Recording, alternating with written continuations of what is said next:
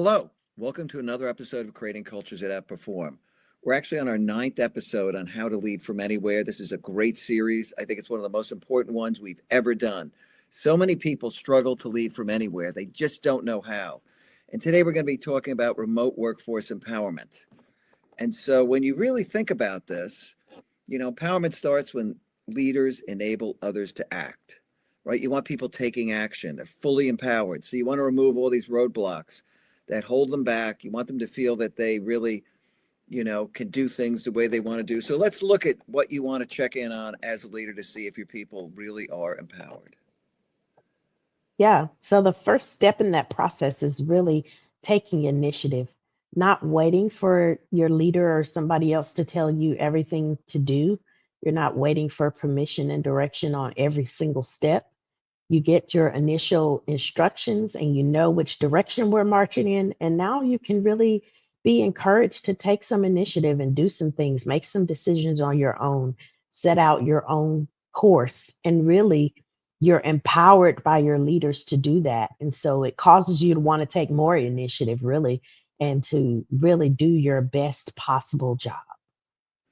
Yeah, super important. Super important. People sit there waiting for direction, and it's just such a waste of time. Yeah. And part of that is being decisive. You've got to encourage people to make decisions. They shouldn't be sitting around waiting for answers or seeking out answers. They should be decisive. And so if you have your whole team really working on one of these social tools, then they should reach out and say, hey, I've got this problem I'm working on. I've looked at it. I've decided to go this way. Any thoughts, feedback? But be decisive. Encourage people to actually make those decisions. If they feel confident about the decision, they really don't have to check in on it. But if they still have doubts, worthwhile to check in rather than going 3 steps forward and 3 back because they didn't take that 5 or 10 minutes to really check in on it. Encourage people to make decisions. It's a big deal. You're going to move much faster. People are going to feel that they really own it because they're making decisions. And this is going to show that they've started to master the material, that they've dug in enough and they've learned enough to recommend decisions and make decisions on their own. Super, super important. Yeah. And also having that coaching mindset. So, as a leader, you're not just giving all the instructions and step by step from A to Z. You're actually coaching your people and helping them through questions and not controlling them, but asking the right questions and let them think through to find the solutions on their own. That is one of the best ways that you can help people learn and grow is through coaching. And my dad was a master at this. He was Yeah. great about always asking me questions. He would make me think, and he would say to me all the time, Terry, use your head for more than a hat rack.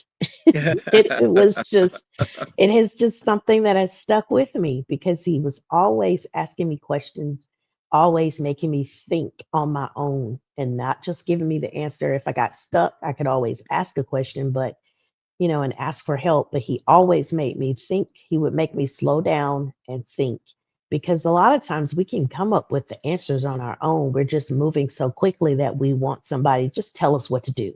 But it's much more fulfilling and rewarding when you think through it and you come up with the answer on your own. Oh, yeah. I mean, when you're a leader and you empower your team and you see how fast things move when they're empowered, because as a leader, typically you can do things quicker than some of the people who work for you. They don't have the experience, but they're not learning, they're not growing, and questions become the number one tool of a great leader. Yeah. No question. And you also don't want people to be hung up because of walls and boundaries or levels. As much as possible, you want people to work across the organization at all levels.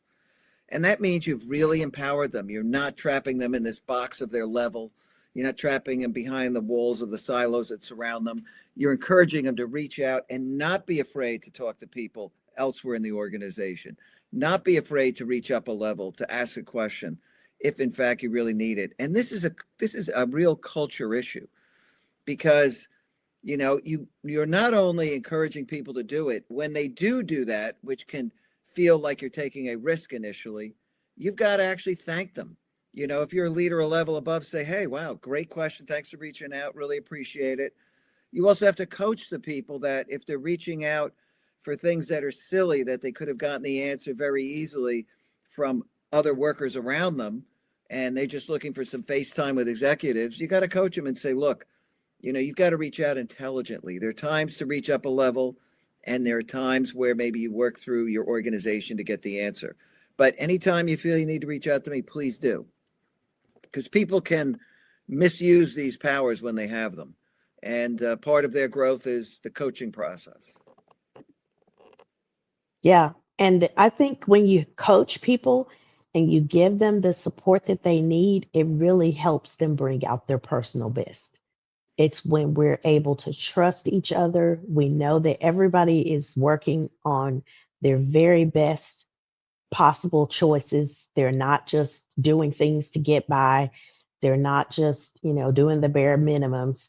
They're really focused in and locked in on how can I make this the best possible solution. And they're not just trying to get by. They're excited about what they're doing. They're engaged. And as a result, they're giving their best. They're working at their maximum, which is where you want people to be. When people are working on the things that they love and they enjoy doing, it's no longer work. So they always give more than they're asked of. They always do their very best because it's fun and exciting. I know for me, it's always so energizing when I get to work on things that I really enjoy. And I spend more time on it than I really should, right? So Oh, yeah. you're allotted your time during the day, your 8.5, whatever it is that your company expects. But people that are working on those priority things that they enjoy, they'll always give more. They'll always give more. And that whole notion of, explore, learn, grow. When people are working on things that they really enjoy, all of that exploration, learning, and growth just happens because they dig into it. They love it. They want to learn more. So Yeah. it's so energizing. It's huge if you can actually help people bring out their personal best by structuring work the way they love it. So we're moving on now into another very important topic next week. We're here every Wednesday at 3 o'clock with another episode. This coming week, we're going to be talking about mood. Mood's contagious. There are a lot of ways to build a great mood or climate in your organization so that the remote workers are really feeling that vibe. And so if you can, tune in. We'll be talking about what you need to do, how to do it, and we hope you could join us there. Yes. Bye for now.